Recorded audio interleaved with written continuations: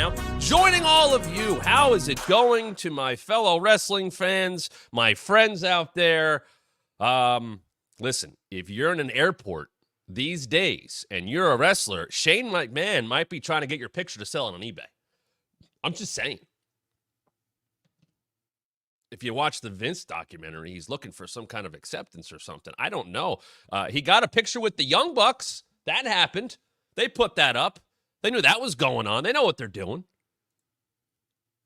Welcome into the Wrestling Mat. Go over there. Go to thewrestlingmatshow.com. I'm fired up today. I had a fun time. Where was I last night? I was at Arthur Ashe Stadium.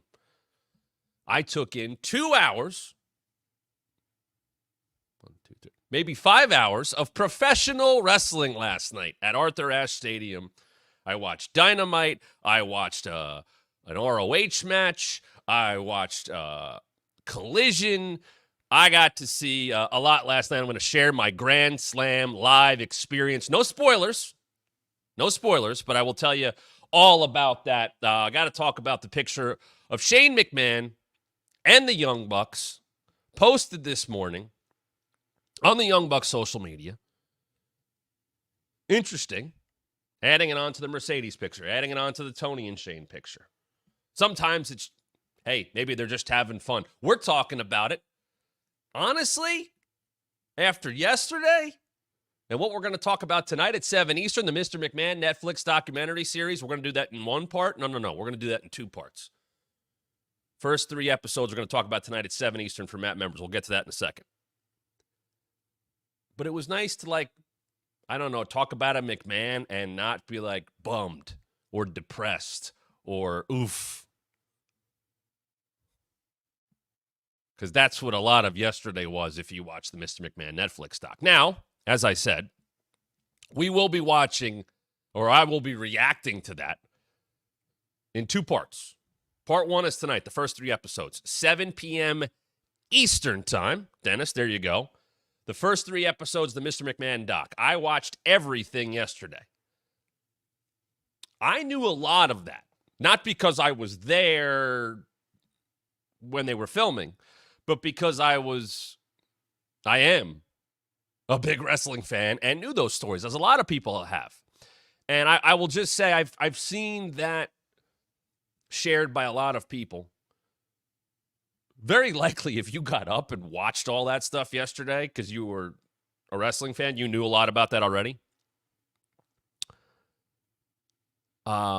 And I feel that sentiment of, I know the story. I know this story. I know the Ring Boy story. I know the steroid story. I know the stuff about his dad.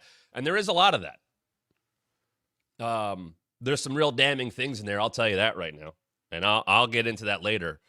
I actually just spoke to my dad. I was just talking to him on the phone, and I was telling him, and I was watching this stuff, and he took me to my first wrestling event in February 1992. I've told this story before, but if I haven't, I'll tell it again. February 1992, Madison Square Garden. He took me to my first wrestling show, a WWF house show, weeks after Ric Flair won the WWF Championship at the Royal Rumble in 1992. He loved the spectacle of it all. So he's supported me in my career, and he's gone to a TNA house show, and he went to Raw a couple years ago.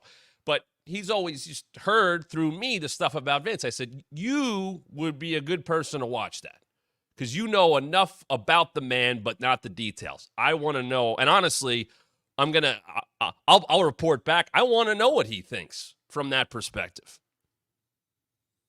Scott Gatta, what's going on? Let me say hello to all the people because I have not done so yet. Dennis, hello. B-May, hello. Phil, Nerdy Dude. Scott Gatta, Wrestling in Store. Hello, everybody. Scott Gatta, great comment, and I said the same thing to somebody yesterday. I feel like if you watch the Rise and Fall of WCW and the McMahon DVD from 2006, you don't need to see 90% of the Netflix doc. Yes and no. And once again, I'm going to get into this much deeper tonight, but for those of you that maybe want to catch up between now and 7 p.m. Eastern tonight, it is now told, you can tell that WWE's fingerprints and production is not behind this. Nobody gets saved. Nobody gets put in a more positive light, even if they shouldn't be. As Rob just said, it was for the civilians. And Netflix is putting this out there at a time where, yes, they have Raw coming in a few months, but listen, this has been in the works, as we saw.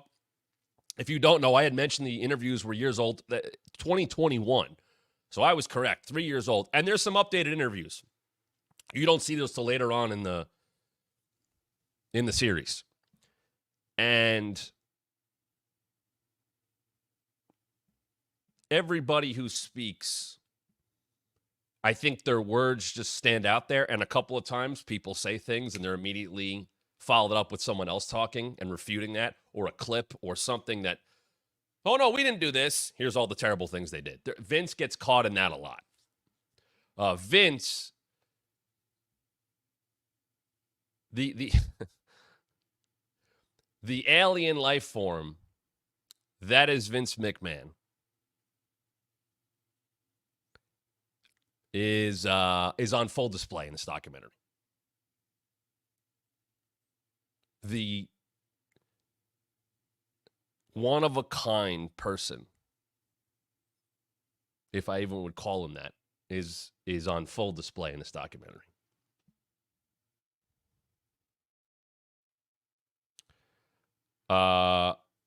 Live announcement here as we're going. I'm moving up the... I have to take care of something. 6 p.m. Eastern, not 7 p.m. Eastern. So moving it up an hour. 6 p.m. Eastern, we'll react to the Mr. McMahon Netflix doc. I have something I cannot avoid. All is good. We'll move that up, though. So 6 p.m. Eastern, not 7 p.m. Eastern, we'll react to the Vince McMahon doc. I'll talk more about it later on. Something I will just say one thing, and I think this is where myself, and I assume others, the issue with the doc, and I'll leave it at this, is the lack of reliable narrators. And a lot of you will understand that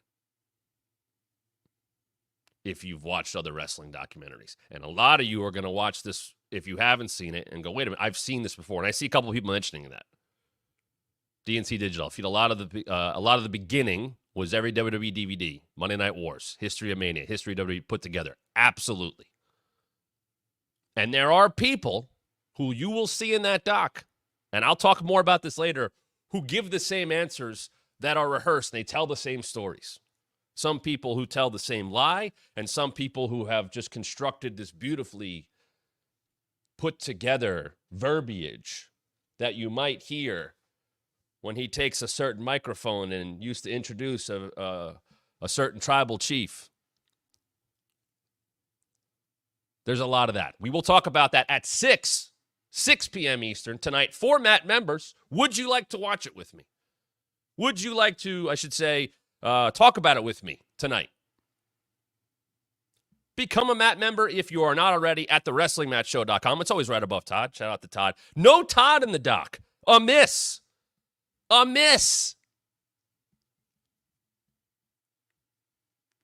How'd you not get Todd? Come on. You got Phil Mushnick from that time period. Where was Todd talking about the steroid trial? Give me that. Come on now. But if you would like to be with us for that later on, become a Matt member, please. Would love to have you with us.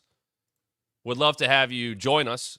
And those at the Matt member level, whether it is the Matt Camper level at $6.99, the Matt event level at $24.99, those are the levels. Those are the tiers that get you in.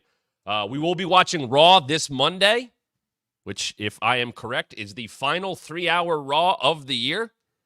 We're going to be watching that here at the Wrestling Mat if you're at those top 2 tiers. So stay tuned for that. We'd love to have more Matt members, as Nerdy Dude said. Shout out to City and Local. Jim Ross would have filled in all of the context. Not all of it, City and Local. Not all of it. Franklin D. Blue says, Matt, that documentary was a travesty. No new info was brought in. What a waste of time. I don't think no new info, but the majority of it was not new. But once again, who is the audience? That's what you got to be thinking about there. You can't assume that people know these stories. They might know about Hulkamania. they might know about Stone Cold Steve Austin. They might know about the Attitude Era. The steroid trial is not a super well-known story outside of wrestling circles. The ring boy stuff, obviously a lot of sexual harassment stuff was brought either to light or back to light. The family struggles. I don't think all of that's out there. I look at it this way. If I'm watching a crime documentary on Netflix, I don't know the story. The story's out there already. It's whether it was in the news locally or other people have told this. That stuff's out there. Making a Murderer. I didn't know that story. It was out there, but they filled in all the gaps for me. I don't think enough gaps were filled in, but I'll save the rest for tonight. So, let's start with the picture. Let's start with the picture that went on up. Speaking of a McMahon, and Shane was covered. More so, that'll be a part 2 for us here when we react to the Mr. McMahon Netflix doc. Certainly more in the back half of the Netflix series. But Shane McMahon, photographed, there it is, with the Young Bucks, as they posted interesting flight this morning. By the way, I don't know if people realize this. The Young Bucks are pretty average size. Shane's a much bigger dude than you would think. Much taller dude than I think you would think. I think I posted the picture on our social media when he popped up with that picture with Tony Khan. I'm 6 feet tall. He's got me by 2.5 inches, 3 inches. DNC Digital, we appreciate the Super Chat. Super Chats always get you to the front of the line. Let's put that up there right now. Fair to say we've lived this story our whole lives. I feel like this is for the Netflix scrollers that see Vince say, oh, I've heard of him, or man, I haven't seen wrestling in years, or those that know that Vince has been in the news for the last year and a half. It is a news story. It is a scandal, and you can find those all over Netflix in a variety of different ways and themes and crimes, or potential crimes, I should say.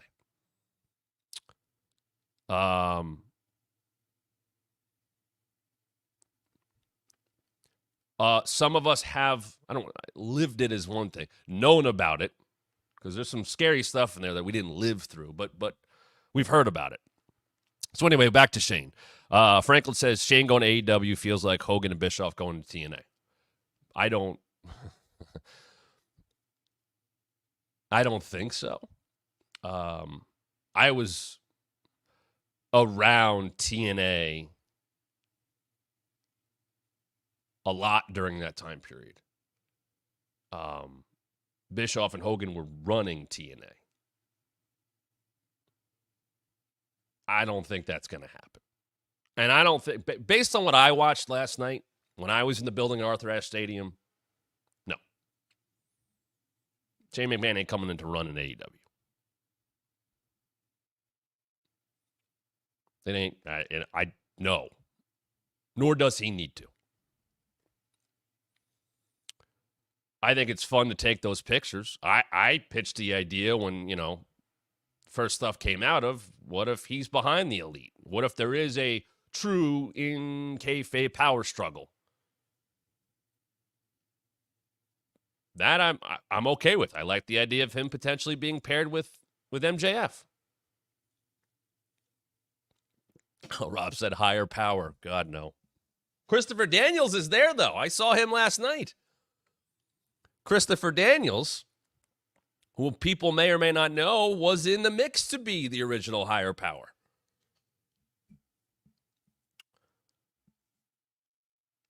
Shane, from a rubbernecking standpoint at minimum, which is where we're at right now,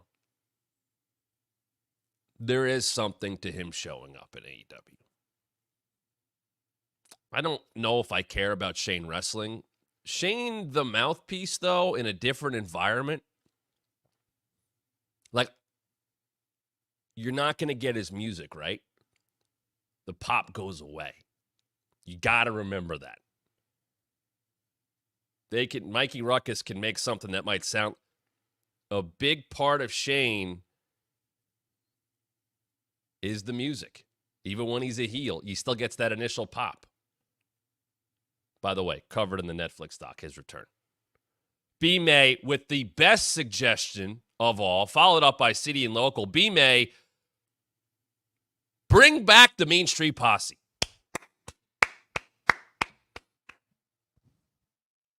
The Mean Street Posse is all elite. Pete Gas, baby. Did you know that Pete Gas continued to play on the WWE softball team for many years? I unfortunately showed up and then COVID happened, so I think that team got disbanded. But there was a WWE softball team, like a company league. They played against other companies, I guess, locally. Fink managed it for years, and Pete Gas played on it. So I really did miss out on the one. My biggest regret is not being able to be a softball teammate with Pete Gas.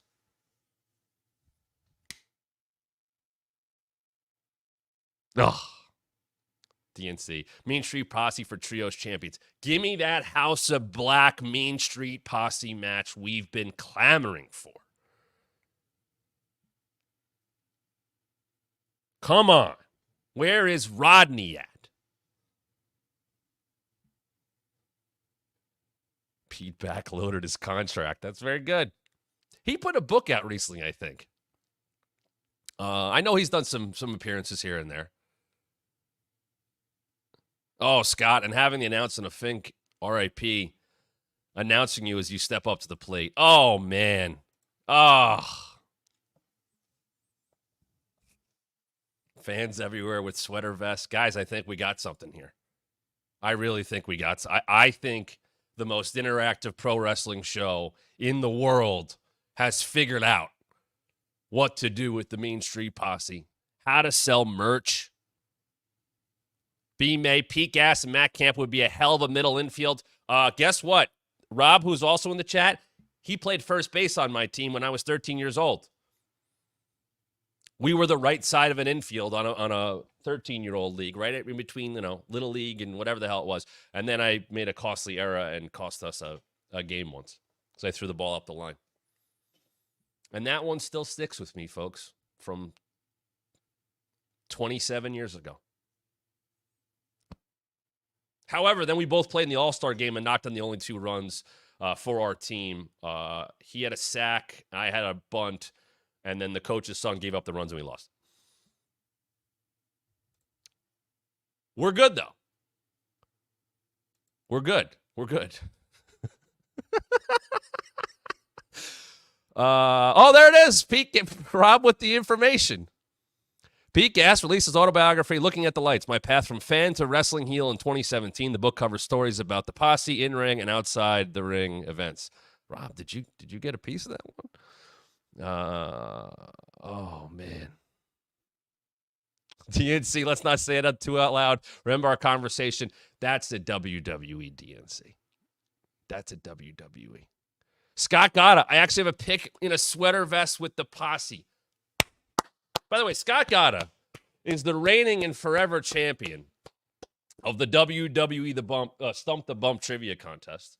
He defeated this man right here, the first champion, Mike Brown. Shout out to Mike Brown, who helped make that right there. Scott Gatta, local Connecticut wrestling trivia legend. City and Local, did we just rocket strap Pete Gas? Someone's got to do it. Come on.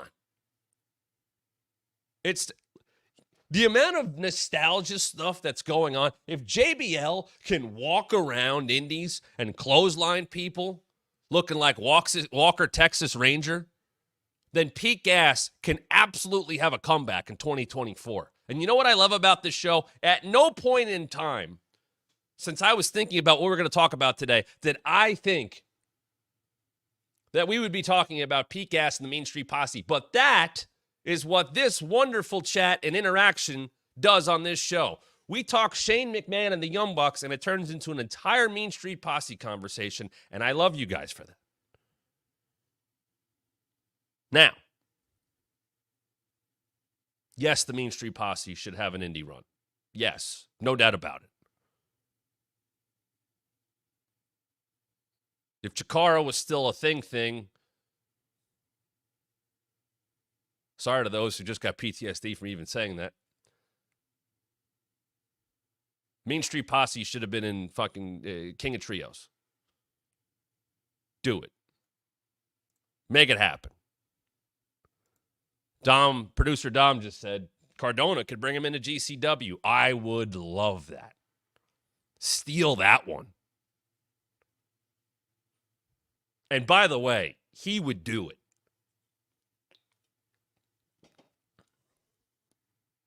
He would do it. I don't know what Rodney and Joey Abs are doing. You guys know that Joey Abs was an actual worker. Like, they put him in the group because he actually could work and he was training. But Rodney and Pete were Shane's actual friends. And, man, did they take a lot of bad chair shots. We might have to do some Mean Street Posse bonus coverage here. Dare I say we should track down Pete Gass and have him on the show? We may have to do that.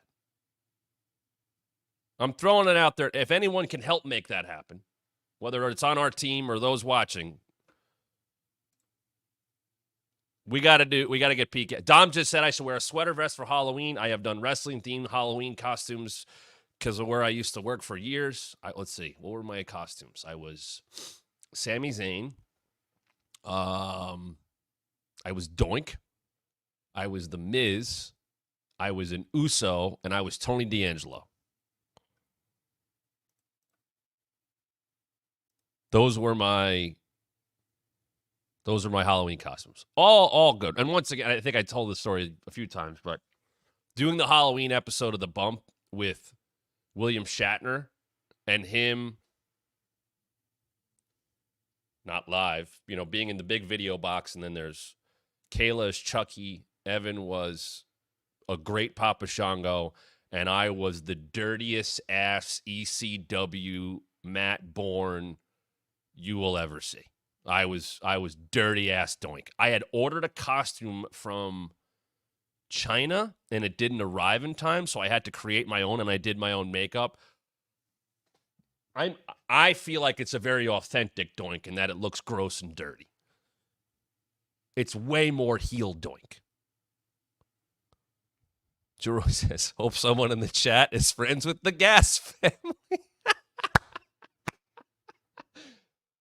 To the Gassers out there, we'd love to hear from you. Please hit us up on social media at WrestlingMatt23 on Twitter and Instagram. And by the way, this is a great reminder right now, a chance to remind you, you should be subscribed to the Wrestling Mat wherever you get your podcast, thanks to the Believe Network. If you're watching right now live, if you could just go over to your phone, just subscribe. I know if you're watching here, you're going to keep watching here. I appreciate that. If you'd like to support the show and do something very easy and for free, please go subscribe to the Wrestling Mat wherever you get your podcast. If you're watching right now or you're listening, please subscribe to the YouTube channel, thewrestlingmatchshow.com, if you haven't done so yet. And if you really want to support the show, become a Mat member. We would love to have you. A lot more bonus content coming your way, including tonight at 6 p.m. Eastern. We're going to react to the first 3 episodes of the Mr. McMahon Netflix doc. We're doing that tonight. Nerdy Dude says, how about Bastion Booger this year? What about him? Going in the Hall of Fame? I think before I say anything more, and I don't want to speak ill of anyone. Sorry, let me just make sure. Yeah, unfortunately, Bastion Booger did pass about 14 years ago. Thank you, Dom. He did. Did you know Bastion Booger was the participant in the 1994 Royal Rumble who did not make it to the ring? It was guessed on commentary that it was Brett. But Brett limped out. Bastion Booger got sick, and that's why there was only 29 participants in the 1994 Royal Rumble, won by Brett and Lex Luger. Brett, by the way, very good in the Vince doc. Joseph, not trying to overshadow what Nerdy Dude is saying, but for Hall of Fame, what about Rick Martel? How is that? Joseph, I am happily willing to drive that bandwagon. I will often state that Rick Martel is the most underrated Royal Rumble performer of all time. He's the first man to go 50 minutes in a Royal Rumble. When I was at WWE, and I still have these somewhere, I will dig them up when we get to January. I used to keep track manually of all of the stats in Royal Rumble history. I have like a pack of by year, most Final Fours, and Martel's in the Final Four, I think, twice. Or he's got, I forgot. I have a thing on him. There's stats on him. But one of the best performances of one of the early Royal Rumbles. I am a huge Rick Martel guy. I love the model. Here's a fun story. 3 days into my WWE career, which is about 5 years and a couple weeks ago, I was told, hey, we're going to decorate the bump set with stuff from the warehouse. We're going to the warehouse. The warehouse? We're going to the warehouse? Yes. We got to get in the car. What do you mean we got to get in the car? We're in Stamford. It's not here. What do you mean it's not here? It's not in Stamford. It's not in the basement of Titan Towers? No, you're an idiot. Now, I won't tell you where it is because I really can't. But it's about 15 minutes away from Stamford. It is not in Stamford. You won't know that it's the warehouse. You would have no idea. It has some seclusion to it. Sitting outside of that warehouse, and obviously it's been some time since I've been there, the giant spotlight that John Cena was thrown through by the Big Show is outside that warehouse. At least one of the cars destroyed in the history of WWE is outside that warehouse. There are multiple cars inside that warehouse. But also, in that warehouse, at least when I initially went back in 2019, and they've since reorganized it, and they had that treasured show, so they kind of made like a makeshift studio there. There was a room that had a lot of the most important artifacts, championships, belts, ring gear. I'll tell you, maybe the coolest thing I had in my hand, and there's a couple of these. There's two. Well, there's more than two. I had the Double J white cowboy hat with the light up in my hand. It is I don't know how he wore that thing. It had lights and stuff sticking out of it, electronics, but the white Double J Ain't I Great hat is there. I don't think I have a picture of it. I will put this up at some point in time. It was my Twitter header for some point. The framed gold record of With My Baby Tonight was on the bump set for a very long time because I put it there. And to bring it back to Rick Martel, did you know he had multiple atomizers? The perfume, the arrogance, as Scott Gotta noted. There was the long one that he did the pump like this, but then there was more of a giant perfume bottle one. That was on the bump set the entire run because I put it there. And the perfume squishy thing was so old that actually hardened. So it didn't work anymore. I don't remember the green one. It was a large perfume bottle as opposed to that big atomizer. I think of the atomizer. I think of Jake the Snake getting blinded at the Survivor Series, leading to the WrestleMania match at WrestleMania 7.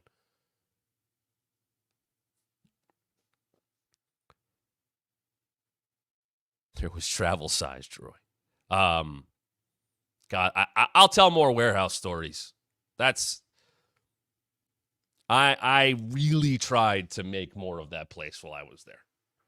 We did the bump episodes when they did Mania in Tampa. 37. So 36 was supposed to be in Tampa. They couldn't do it. 37, when they did it down there, we did a full week of bump episodes. And during the show, they're really fun. I pitched this and they were like, I'm all for it. I said, I want to take people on a tour of the warehouse. So I literally walk off the set, and we had staged it a little bit. And I went to different parts of the warehouse. I showed Taker's caskets. I showed Triple H's throne. I showed, let's see, the picture of Lex Luger with Michael Jordan. I had Ric Flair's WCW president, like, lectern. I showed the sets of WrestleMania, all kinds of I showed the Scooby-Doo WrestleMania Mysteries, famously watched by Malcolm Bivens, Stokely Hathaway, and then a lot of people were mad that we didn't see Dakota Kai dancing more from that. You know, a very famous Twitter post. They actually started at one point auctioning stuff from the warehouse. I bid on some of it. Like, if you remember back in the day, God, who knew where this show was going today? I will get to Grand Slam, I promise. But now you got me talking about the warehouse, and I think you guys like this stuff. If you remember back in the day, the logos for every show were on the apron. But in the pre-HD era, in the corners of the arenas were very big fabric logos. Saturday Night Main Event, Wrestling Challenge, just a big WWF logo, or the, SummerSlam, Survivor Series. They auctioned those off.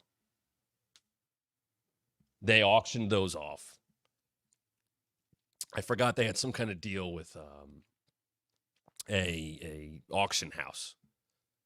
And we would get those sometimes for Ultimate episodes of the Bump. The original Bump studio setup had like a WrestleMania 31 banner.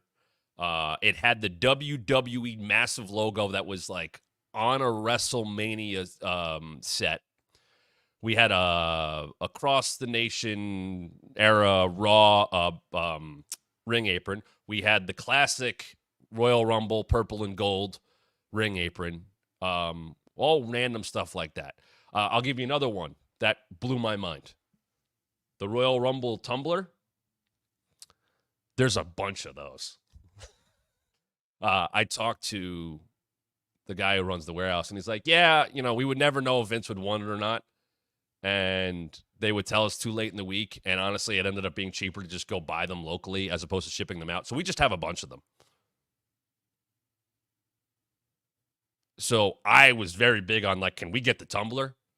And then the Rumble pool that I did as a fan for years, I brought onto the Bump and brought on to Watch Long. We'd have celebrities and all that stuff. And we did the tumbler. RJ City was on an episode where he picked a number. Saw my good friend RJ City last night. And we picked numbers. The tumbler, the gold. Oh. That's one of those things that I'm like, I got to do that. I got to do the tumbler. I got to use the tumbler. I'm trying to think of more warehouse stuff. So there's a wall. I think this has been seen. It's probably the most seen thing of the warehouse. There's a wall of Taker caskets. Now, a lot of them came from the Brock match, where they had all of them lined up. So there's a lot of just that. But there's like a World Tour one when I think it was the double wide, double deep, my Undertaker Yokozuna will bury you. That one, that's there. Even though they made a couple of those, because there was like, Mabel and Yoko, and they took it on tour, and then they just had the giant one so they could light it on fire. Like, one of those is in there. All of the sets are in there. And a lot of it's just like big hunks of metal, but if you can look, you see like, oh, I see the piece of the logo from WrestleMania, whatever. Is the DX spray painted casket there? It might be, but I don't know. I don't remember seeing that one. There's just like a wall that goes way up. You know what I was thinking? I just remembered this because they just started advertising for Saturday night's main event. The original neon Saturday night's main event hangs in one of the main entrances way up in the sky. And I asked, I was like, they're like, we can't use it anymore. Like it's whatever the technology is in the lights, or the lights are chemical or hazardous. It's just there. It is pristine. It is beautiful. And right next to it is an old ECW banner. And there's just random stuff like there's a collection of Woods' trombones. Like I'm sure the one that Kofi had on Monday got sent to him. That Bootio, they were strewn about the warehouse. They were on people's desks. I'll give you one. And I showed this because I had heard the rumors that SmackDown was bringing this back. In one of those bump episodes where we toured the warehouse, I showed the fist. And they set it up for me. Because there's a fist. I hate giving this away. There's a fist, but then there's a thumb. It's in two parts. So I remember walking. The warehouse is not the most organized place in the world, but there's a big, I saw the thumb first, and it was totally separate from the fist. Just in a completely, I was like, is that the, and he's like, yeah. Yeah. I put a picture up right at the beginning of us starting this show. I'm going to see if I can find it, and I'll show it to you guys here. I found markups or makeups or whatever the hell you want to call them. Basically, the Joey, Ken, you just brought it up. The barber shop, the mock-ups, sorry, that's the word I was thinking of. The mock-ups of the barber shop. I'm going to try and find this picture. We posted it on Twitter like one of the first days we ever did the show. I'm going to try and find it for you guys because it is that cool. But it's the mock-ups of the Heart Foundation logo, and it's a mock-up of what the barbershop was. And when you see it, you're going to go, that's not what I saw at the barbershop. I'm going to find this. And for those of you listening, this is why I got to come over to the WrestlingMatchShow.com and watch as well. Here we go. I found it. All right. For those looking at home, you can see it. That is a mock-up of the barbershop. It looks like an actual barbershop. Obviously, they did not do this for Brutus the Barber Beefcake. There it is. It looks like something you would see, old school barbershop. Brutus's name is on it. Now, here's the other thing. Here is the Heart Foundation mock-up logo, and if you can see it, it says it's Jimmy Hart's Heart Foundation. We'll post these pictures up on our social media today. And like I said, if you're listening on podcast, you want to see that stuff, come on over to WrestlingMatchShow.com, and you won't miss a thing. And make sure you're following us on social media, at WrestlingMat23 on Instagram and Twitter. We will post that stuff. That set would have cost money, heaven forbid. Yeah, but you know what, though? It was too big. Like, it wasn't about seeing the chairs. And like, what I just showed is looked like kind of the barbershops they've been using for the Carmelo Hayes stuff. Like, more of an actual storefront. What they did there was, they just showed walls, and it had glass. You gotta show that. You gotta go see that if you didn't see it. The barbershop one would have been cool, but there's a bunch of stuff like that that's just kind of around. The WWE Event Center was filmed there, if I remember correctly. No, the WWE Event Center was shot in the TV studio, which they no longer use. For those that don't know, before they moved into the one headquarters, which is where they're at now, there was Titan Towers, and that Titan Towers is what you see off of I-95, exit 8 or exit 9. Down the street from Titan Towers was 120 Hamilton Avenue, which is the Forever TV studio. And next to that was the digital office, which opened up fully in 2019. That included where we shot The Bump, where they shot the Vince interviews for Netflix. The documentary team was in there. The social team was in there. The digital team was in there. 3 different buildings. There was also a 4th building across the street from Titan Towers. Now, if you go by the old Titan Towers now, and I only did this recently, that I was driving back that way, the letters are off the building. It has been sold. You can see the dirt outline of it, but it has been sold. So now it's just they're an exit down is the new Titan Tower, not Titan Towers, the WWE building, where everybody moved into one building. But it used to be spread over 3 or actually 4 buildings, plus the warehouse, which is 15 minutes away. Wrestling historian, what's the rarest belt you got to hold? So when, I think I got a video of this. There was a celebration of the WWEF championship a few years ago, and they shot a bunch of different titles, the green one, the Bruno one, that there was a bunch of them, and they're all mounted on wood, different versions of the title.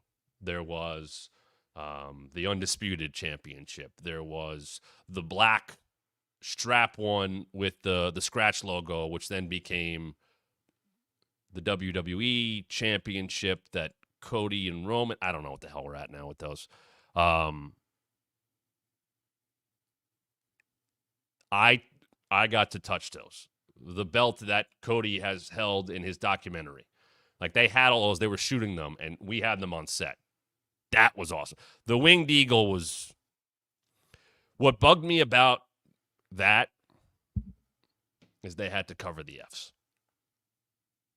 And I know they just did a photo shoot with the IC title, and they had to cover the Fs.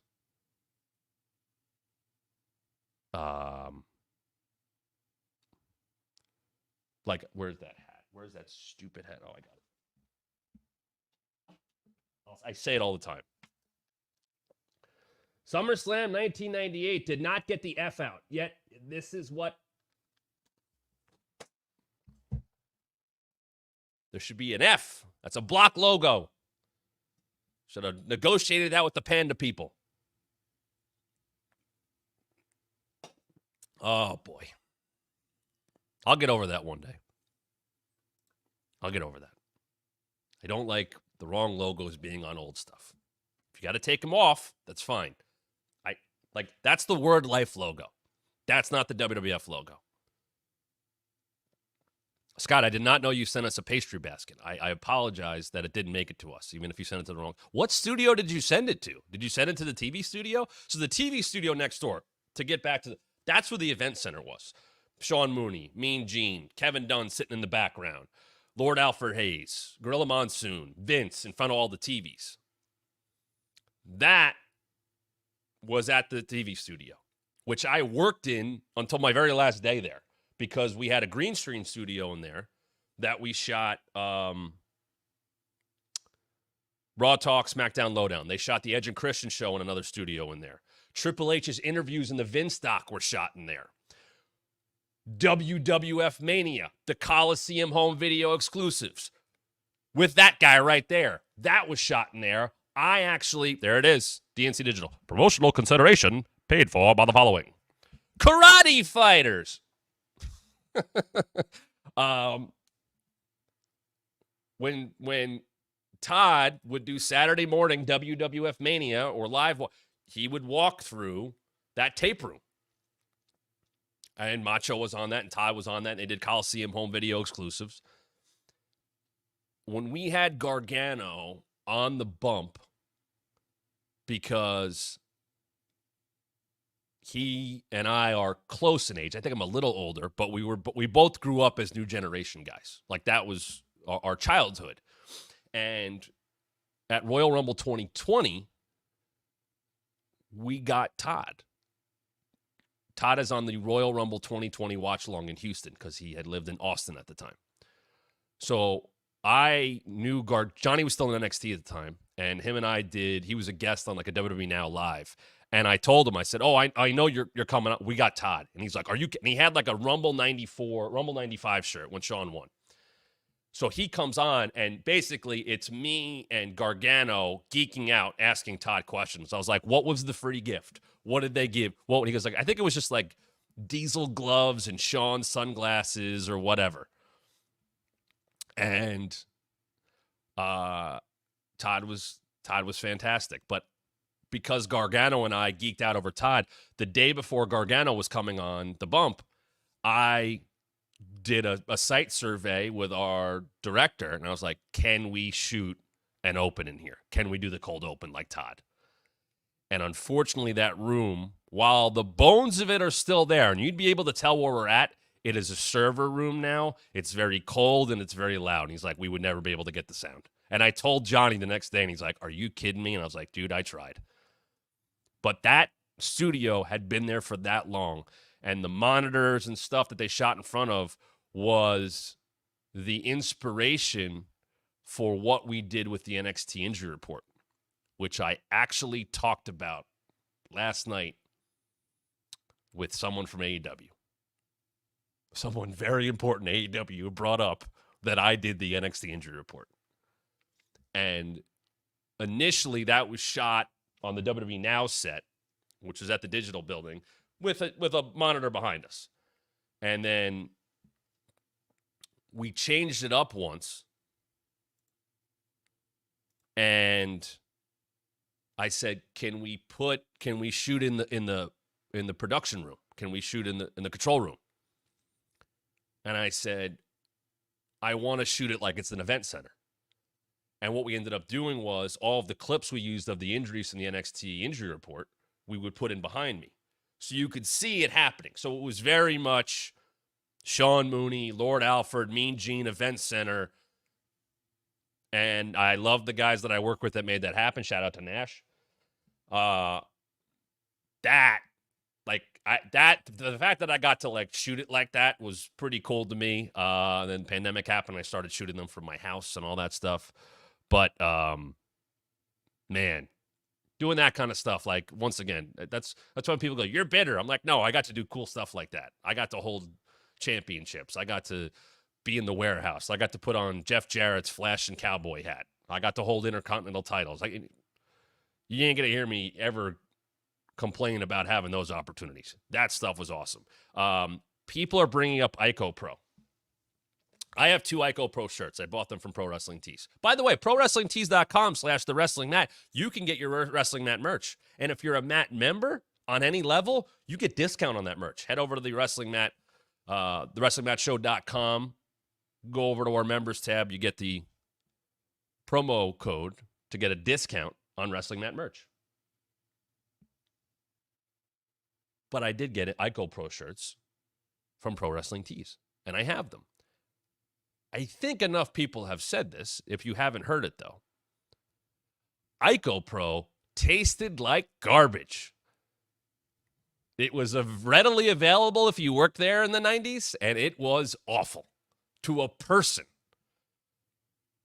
From Kevin Nash telling that story to the person who did my makeup, who did makeup for you name it. Horrible. I will say, though, when they did In Your House and they had Adam Cole shoot the Bret Hart Ico Pro commercial shot for shot, and he did a little Canadian accent on some words, so damn good. Ico Pro, the WBF. The gym where they shot, so much stuff. They shot WBF when Vince hosted that. They shot the Money in the Bank there where Corbin broke the mirror. They shot Vince training with Shane for the Rumble. But the gym was cool. It had the old like neon logos. That was there forever. There it is, Scott. And that's what Ico Pro was all about. DNC Digital. There was a story of a Sports Illustrated writer who covered Yankee Stadium closing down. They let him stand on the scale. Same one all the greats stood on. He cried when he realized. Yeah, you're lucky. I am. The fact that I got to wrestling fan me, who grew up watching it, got to interact, present, touch some of that stuff, have it be part of shows that I did, would be allowed to, like, that is, I'm forever grateful for that. Forget about, that's not a job to me. That's me living out a dream. That is the most genuine part of me being a fan of, holy shit, I got to do that stuff. We, in that bump where we went to the warehouse, set up the WCW letters that were then famously used recently, or most recently, in the Firefly Funhouse match when Cena comes out as a NWO member. Like, those letters were just out. That was wild to me. There's XFL helmets. Oh, God, I can go on and on. That's a pretty cool thing that I got to do and be around all that stuff. All that coming from Todd. There you go. As always, it always comes back to Todd. Shout out to Todd. Did you get your free gift? Did you ever send in your UPC code or your cable bill and got the free gift? I'd love to know that. Did you ever get a free... Scott Gotta must have gotten a free gift. I just assumed. I always wanted to see the singlet that Owen Hart wore when he was crowned, the solid pink one. Yeah, that kind of stuff. I'm trying to think. There were like Iron Sheik boots there. There was a Mankind mask there. I have a picture of it somewhere. Cody Rhodes, like burnt orange, like Texas orange trunks are there. I think he wore them in the Triple Threat Legacy match at Mania against DiBiase Jr. and Randy. I mailed in one. I got Scoop Sullivan bucks. Oh, my God. Oh, great. I don't think and I think they put it up on something. I think there was some kind of giveaway or something like that, or some kind of VIP package. Oh, no, DNC. Let me get to your super chat. Let's get to the other one. I got it here, Dom. Don't worry about it.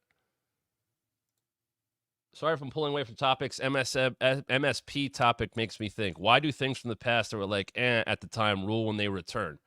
Nostalgia. Absolutely. Because it brings you back to when you watch the Mean Street Posse. It brought me back to Jeff Jarrett being one of the first wrestlers that I ever watched. And then remembering him doing those Nashville vignettes. Remembering him walk down the aisle with that light up hat. And then it was in my hands.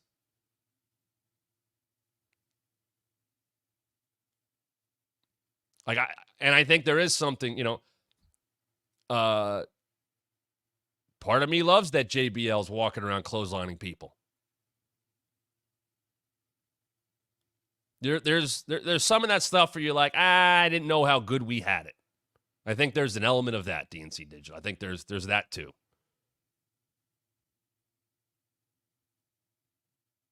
That's probably why, like, you appreciate stuff more after.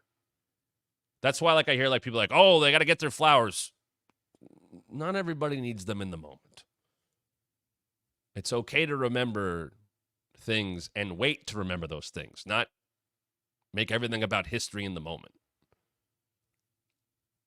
It's why people like, bringing up random football players to each other. Keenan McCardell is my favorite player ever. Who? Yeah, that guy in the 90s. He played with the Jaguars, with Jimmy Smith and Mark Brunell and Fred Taylor and Kyle Brady.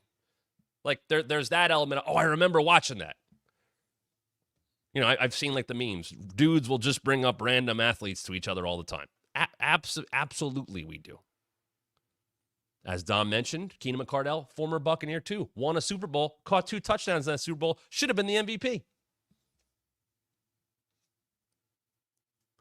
I have Keenan McCardell's rookie card from when he played with the Browns. Then he went to the Redskins. Then he went to the Jaguars. Then he went to the Bucks. I have his Bucks jersey and 2 Jaguars jerseys. I should have brought that up last night. Speaking of last night, as I've now talked 55 minutes, I was at Grand Slam. So I kind of want, we don't have to go match by match here.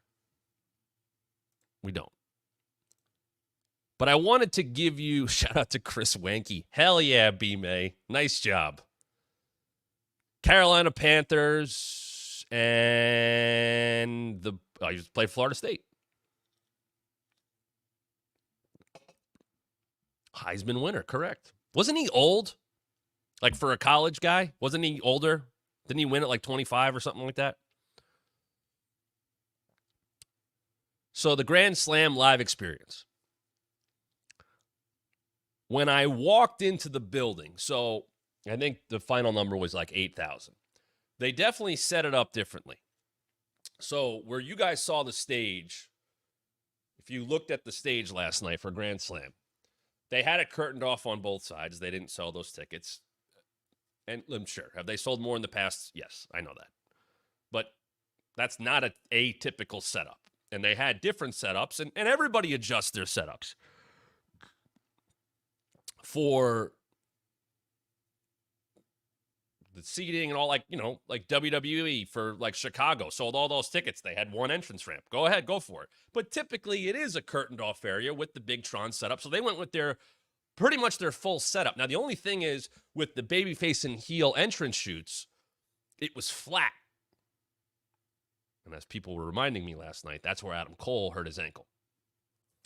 So they went flat there and came down the aisle. Not a long aisle. It was a little tough to see because I was on the floor when I was watching. I kind of milled about, but I was in the corner. Actually, I think I wasn't there at the time. I was in the spot where Mox and them came out for the main event. So because of where the ring was from that corner, even though I was on the floor, it kind of dipped down. It looked like a little bit there. So it wasn't a major entrance ramp, and the stage wasn't up. It was all just kind of on a flat ground. Like they walked straight out of those tunnels. The arena is a cool arena because it is covered up, but you can hear the planes go by, and it's not, I don't want to say it, like it's almost like a soft top, even though it's not, but it feels like that. Like you can feel the outside sounds and all that. The acoustics are very good in there, but because it's these kind of box seats, I think it's got great wrestling sightlines. Now, something I saw people, because got to take pictures of the crowd, and there's tarp and ha ha ha, as opposed to just, hey, they sold 9,000 tickets last night or 8,000. Like I don't get the obsession with that for anybody. I didn't get it when people did it when SmackDown was playing to half a crowd. I don't understand. Who cares? Like, why even bring that up? And people were doing this. Oh, they didn't like this. Like, I looked up. There were people. The hard cam side was sold significantly, not all the way up, but there were people up all around into the last seat of the house. And I'm not saying all the seats were sold because they weren't, but it was a good crowd. As I watched a little bit back this morning, I thought it sounded actually better on TV than it did in the arena. Now, I could be wrong about that, and I'm not sure. But the building is fun for wrestling, just for that experience alone. Lady B, on TV, if you watch it back, they did a lot of wide shots and drone shots to show the crowd. Look packed. It was good. It's a great venue for wrestling. I get why they run there. It is a very cool-looking wrestling venue. I was looking up for the hook thing because that happened right above kind of where I was. And on TV, I was like, oh, God, that's going to look like crap because there's barriers. And then I saw it, and I was like, oh, look fine.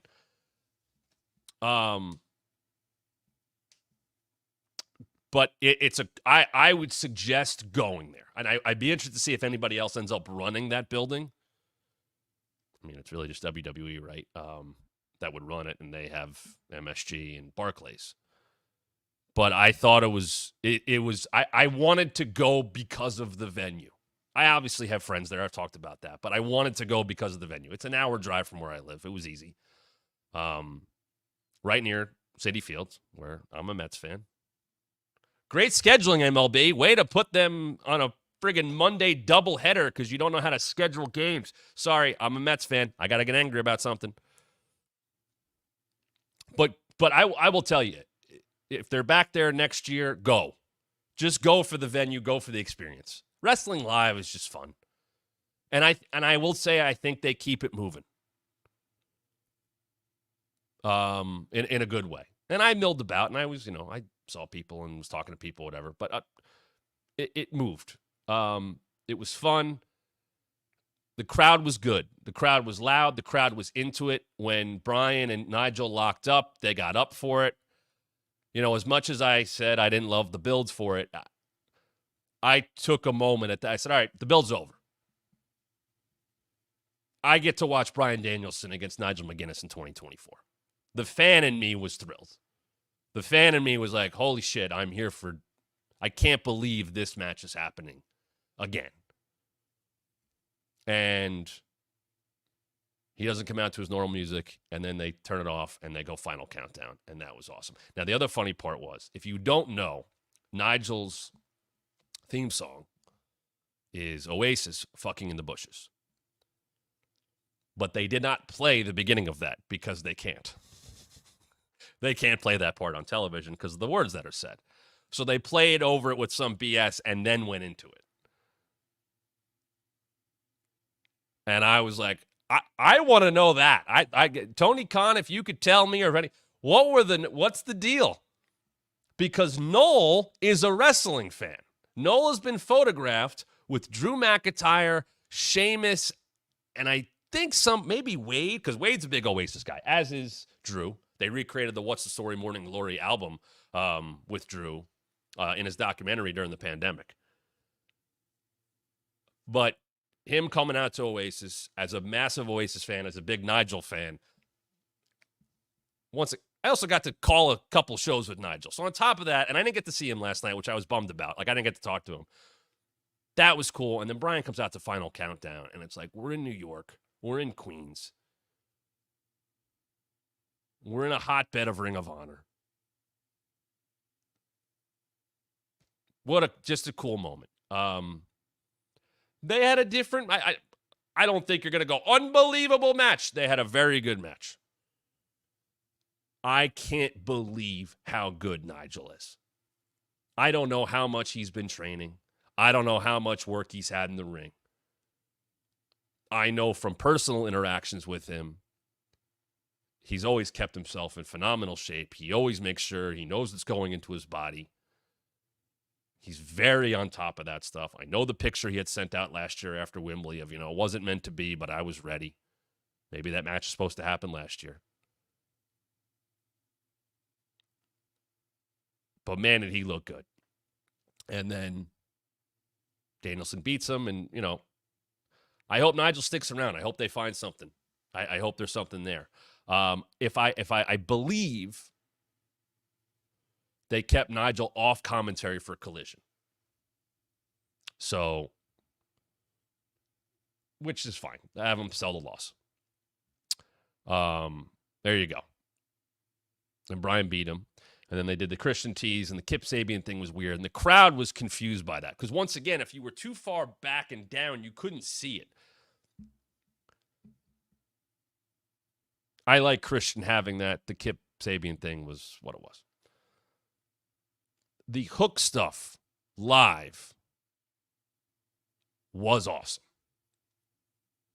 The Hook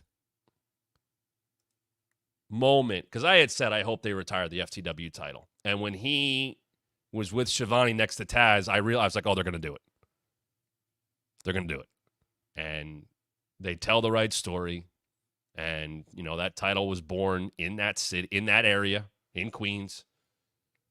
And having the moment with Hook and Taz there to hand him the title, and that was amazing. That is how you put that to bed. So I was happy about that. I would say the most over people, and I could be missing this. I was trying to do it from memory. Bryan Danielson, Will Ospreay, probably the most over guy.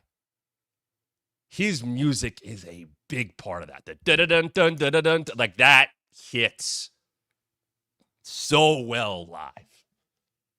And obviously I'll take something that it can be underrated and overlooked. He has his entire entrance down. The beats, the music, where to go in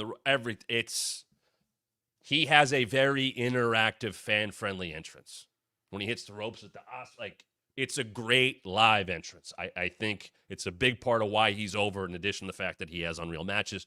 That match live was the best Young Bucks match in a long time. I had flashbacks, and they did the spot where the double springboard into the cutter, and they did it at PWG. They did it last night. The finish was what I expected, in that I didn't think the Bucks were going to lose. But they had me thinking. They had me biting. Because I wondered, maybe they'll go in this direction to get Fletcher away from Don Callis and put him with Will. And they didn't, but it seems like they could still go in that direction. But that was very fun live. But I would say that Ospreay, Bryan Danielson, and Beast Mortos really stuck out to me as being over people with the crowd. I'll jump in on this one. I'm not spoiling Collision. I will not give you any results. You know what the matches are. But no spoilers there. I'll just tell you Beast Mortos he's in that Lucha 3-way. I think it was Jalistico, him, and Hologram. Go watch that match. And you don't need me to tell you that those guys are going to have a great match.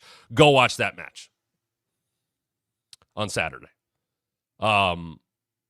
Mox and Darby killed it. Absolutely killed it.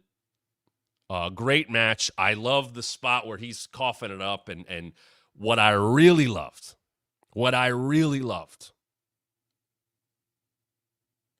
was Danielson coming out after and trying to choke him out. Not beat him up. And the tie's a nice touch because, you know what? That's his history. And Justin Roberts is 5 feet away, which is even better. But I liked that he went for the kill. He didn't just come out and throw kicks and punches and try to beat that. No. He didn't even get in a brawl with him. He tried to choke him out. He matched him. He matched what Moxley tried to do with him. Not with a bag, but he choked him. I didn't see Wrestle Dream going in that direction about a month ago. Now, super heat. Mox is going to get all the heat he deserves when Danielson's where he belongs at home.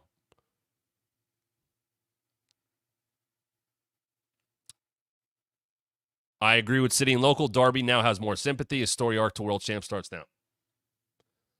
It's going to happen. I'll say this right now. I'll guarantee Darby Allin's going to be AEW World Champion next year. It will happen. It should happen. He's over. No, let me throw him in that conversation. That dude is uniquely over in a way that nobody else is like in wrestling right now. You can certainly make the fair comparisons to Jeff Hardy. I get that. There is that level of this guy is unlike anybody else. He does things in his own way. He has his own look. He's not big, but he can work anybody because of how he throws his body around. He sells like a motherfucker. He gets that sympathy. Dennis said the second Mox said Darby would never get the title, it became a total lock. Look, Mox might beat Danielson. That might happen. And then Darby beating Mox is probably the move next year. I think Darby's one of those guys that they have a lot in. And I think he uniquely draws eyeballs from a lot of different demographics. I think he has a hardcore style of matches that appeal to an older audience. I think his look appeals to a younger audience. He's a great example of not being a prototype in wrestling, and you need people that look different and act different and come from different places. I like that. Some stuff that I will just say I enjoyed without spoiling it. Billy Gunn, not to go Vince on you guys here, is a friggin' specimen. If you told me that was Smoking Guns Billy Gunn that I saw last night, holy hell. Oh my God. That dude looks like $1 million. And I say that like in just an appreciation for him keeping himself in that kind of shape where he looks like he could main event anywhere in the world. And as you guys know, because it was announced, Jeff Jarrett, Hangman, Lumberjack strap match happens on Collision. I've talked about Jeff Jarrett, what he means to me. I got to talk to him for a little bit yesterday. It felt like it was 1991, 1992 all over again. I watched babyface Jeff Jarrett last night. I watched him fire up like a babyface. That hasn't happened in like almost 40 years. 35 years. I know he's done a couple of babyface matches, but like I watched him go into his old babyface fire up comeback and play to the crowd after decades of being a heel with no likable qualities. That is a very fun match. So you'll enjoy that one as well. It was a great live experience. If you have not gone, I would suggest going. I will always tell you to go to a wrestling match. If you don't go, look, Raw is long. Raw is 3 hours. Last night was a long night because they taped 2 shows. I know a lot of people were happy when it was over. Like, man, we did a lot tonight because they haven't done that before. They've done 2 of Dynamite and 1 of Rampage, but this was 4+ hours. They had to throw a Ring of Honor match in there. They taped something for Collision before Dynamite, so it'll get spliced into the show. It comes across really well live as an experience. I would go if you can go. Nerdy Dude, what do you think of Mariah May's championship run so far? I personally feel like when it comes to defenses, at the same level of Morgan as an example. I mean, Liv has a trophy on her arm. And let me get this very clear. It's working. They're drawing. I don't think the title means a hell of a lot in that story because it's more about revenge. She happens to be a champion, so you can, as part of the revenge, take that title from her.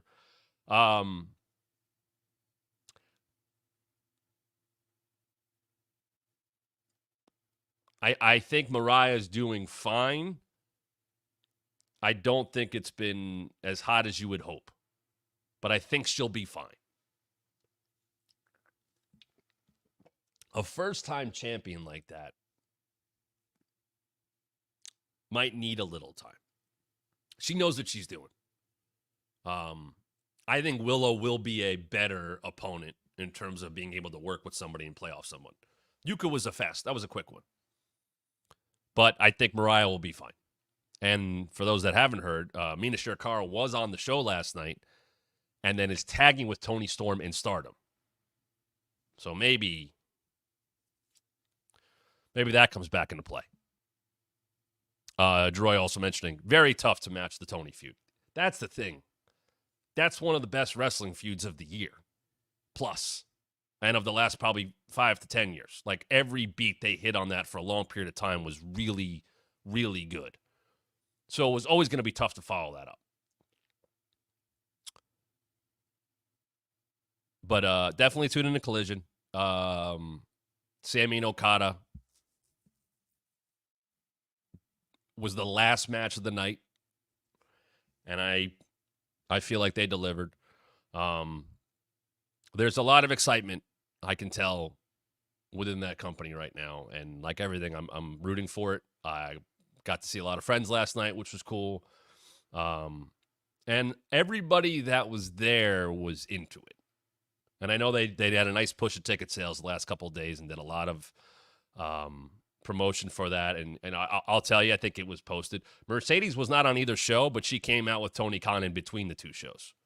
So people got that moment. But she was there. She did a bunch of promotion yesterday. A lot of promotion was done. They had a lot going on at the show. So the buzz was nice. Tony has not come back yet. She did some media appearances in Australia. She will be on Stardom, though, I think is the next time we'll see her very soon. Is it this weekend or next weekend? But she'll be teaming with Mina Shirakawa in Stardom. So we'll get back to that. Tonight, once again, 6 p.m. Eastern for Matt members at the Matt Camper level, at the Matt event level. Join down below. Go to thewrestlingmatchshow.com if you're listening. You're watching after the fact. Join us at 6 p.m. Eastern. We're going to be reviewing, giving you much more detail of my thoughts and what I know about the first 3 episodes of the Mr. McMahon Netflix doc. So please join us at 6 p.m. Eastern tonight. If you're a Matt member, I'll be back tomorrow. Special announcement also. If you're a Matt member at any level, 11 a.m. Eastern live taping of the show tomorrow. If you're a Matt member, you can join us at 11 a.m. Eastern for the live taping. For everybody else, normal 1 o'clock time slot, podcast sitting then as well. But if you're a Matt member, you can come tonight at the Matt event level or the Matt Camper level, 6 p.m. Eastern for the Mr. McMahon first 3 episodes reaction. And then tomorrow, 11 a.m. Eastern, if you're a Matt member at any level, you can come join the show live. I'll take your questions. Kind of a weekly wrap-up type show, and maybe we'll see if any other crazy news breaks. And then for everybody else, it'll air at 1 p.m. Eastern tomorrow. Monday, we are doing our live watch party of Monday Night Raw. We'll see you for that. And yes, if you haven't done so yet, head over to ProWrestlingTees.com/TheWrestlingMat. Get your Wrestling Mat merch. If you're a member, you get a discount. Go to the community tab. Go to the membership tab on our YouTube page. Find out more about that. As Nerdy Dude just said, get that merch. Guys, a very, very fun show today. As always, they tend to be a lot more fun when they go somewhere I don't expect. I love that we talked Mean Street Posse, that the WWE Warehouse came up, and that we turned all of the depressingness of the Mr. McMahon doc into some more fun nostalgia. You guys were a blast to have in the chat. If you're listening and say, wait a minute, I could have been part of that, you always can if you watch live, if you're with us here on the WrestlingMatchShow.com. So come be a part of it. But if you haven't done so yet, make sure you're a subscriber. That's free. Make sure you subscribe to the podcast. No matter how you take the show in, please do that. It really helps us. It's a free way to support. And if you want to support even more, thewrestlingmatchshow.com, become a Matt member, and come join us at 6 p.m. Eastern tonight. That is today, for those trying to figure out the date, September 26th at 6 p.m. 6 p.m. Eastern, live reaction to the Mr. McMahon doc. The first 3 episodes. We'll do the next 3 next week. So a chance to catch up. As always, I appreciate all of you, and I'll be back tomorrow to talk about wrestling even more right here on the Wrestling Mat.